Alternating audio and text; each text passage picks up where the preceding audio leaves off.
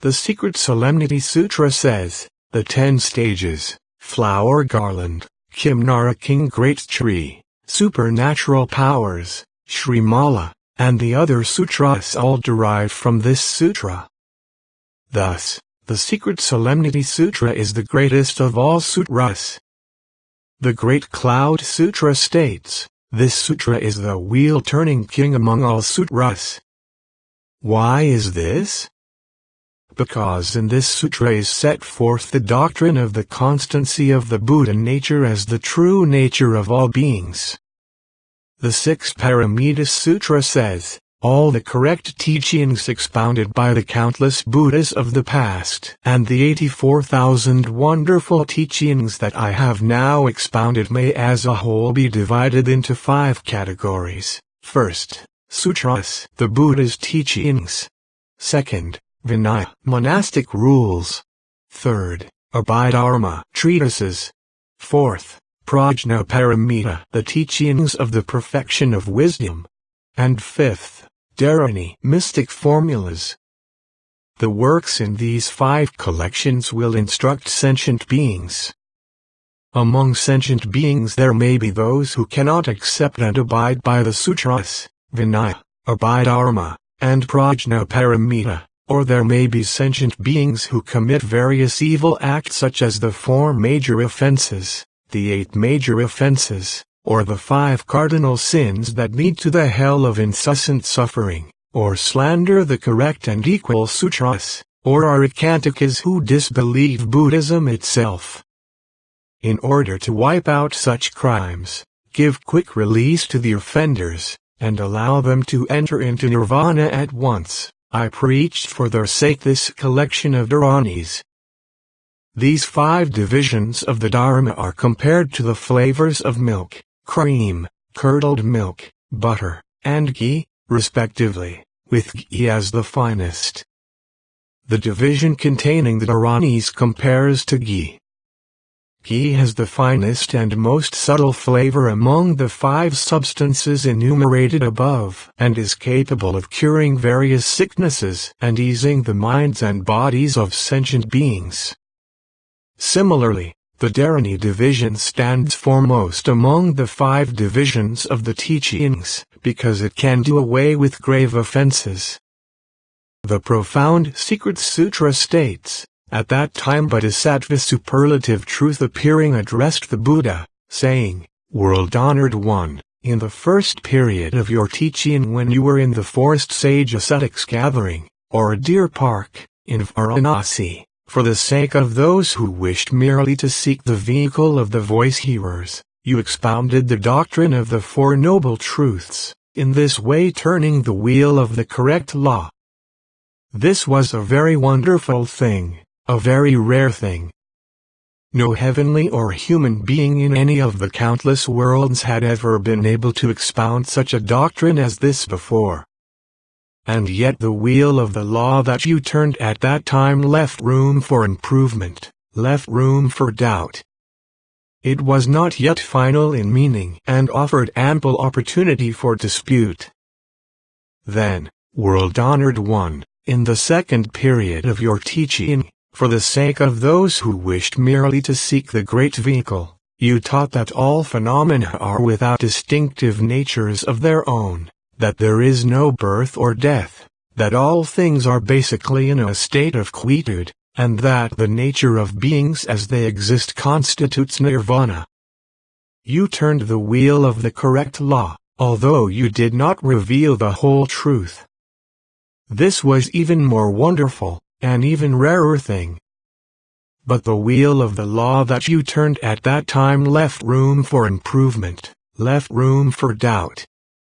It was not yet final in meaning and offered ample opportunity for dispute. No, world-honored one, in the third period of your teaching, for the sake of those who wish to practice the vehicle that saves all beings, you taught that all phenomena are without distinctive natures, that there is no birth or death, that all things are basically in a state of quietude, and that the nature of beings as they exist constitutes nirvana, and then you have taught that the nature you spoke of itself lacks anything that can be called a nature. You have turned the wheel of the correct law and expounded these doctrines in their perfect form. This is most wonderful, the rarest thing of all. This wheel of the law that you have turned leaves no room for improvement, no room for doubt. It is truly complete and final in meaning and offers no opportunity for dispute. The Great Wisdom Sutra says, when one regards whatever teachings one hears, either secular or Buddhist, as an expedient means, one is brought to understand that these can be incorporated into the profound principles that prajna, or Buddha wisdom, alone can grasp. When, with the same wisdom, one understands that all secular matters and actions represent the essential nature of things, one will see not a thing that is outside that essential nature. The first volume of the Mahavairakana Sutra states, Master of Secrets, Vajrasattva, there is a great vehicle practice that arouses the mind that is without attachment to things and leads one to understand that all phenomena are without individual natures. Why is this? Because in past times those who practiced this way were able to observe the alaya consciousness within the five components, and to realize that individual natures are illusory.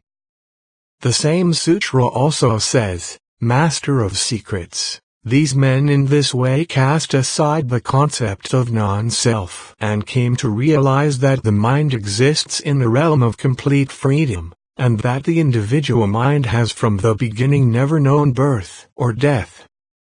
It also says, emptiness is by nature removed from the sense organs and their objects. It has no form or boundaries. Beyond any futile theory, it is equal to space. It represents the ultimate in the absence of individual nature. It also says, the Buddha Mahavairakana addressed the Master of Secrets, saying, Master of Secrets, what is the meaning of enlightenment? It means to understand one's own mind as it truly is. The Flower Garland Sutra states, among the various beings of all the different worlds, there are few who seek to practice the vehicle of the voice hearers. There are still fewer who seek that of the cause-awakened ones, and those who seek the great vehicle are extremely rare. To seek the great vehicle is relatively easy to do, but to believe in the doctrines of this sutra is difficult in the extreme. And how much more difficult it is to uphold this sutra, keep its teachings correctly in mind, practice them as directed, and understand their true meaning. To take the major world system and hold it on the top of your head without moving for the space of a kalpa is not such a difficult thing to do. But to believe in the doctrines of this sutra is difficult in the extreme. To offer utensils for comfort for the space of a kalpa to all the living beings who are as countless as the dust particles of the major world system will not gain one much merit. But to believe in the doctrines of this sutra will gain one merit in great quantity. To hold 10 Buddha lamps in the palm of one's hand and remain stationary in the midst of the air for the space of a kalpa is not so difficult to do. But to believe in the doctrines of this sutra is difficult in the extreme. To offer utensils for comfort for the space of a kalpa to all the living beings who are as countless as the dust particles of those 10 Buddha lands will not gain one much merit. But to believe in the doctrines of this sutra will gain one merit in great quantity. For the space of a kalpa one may honor and give alms to the various thus come ones who are as countless as the dust particles of those 10 Buddha lands. But if one can accept and abide by the doctrines of this chapter, one will gain vastly greater merit.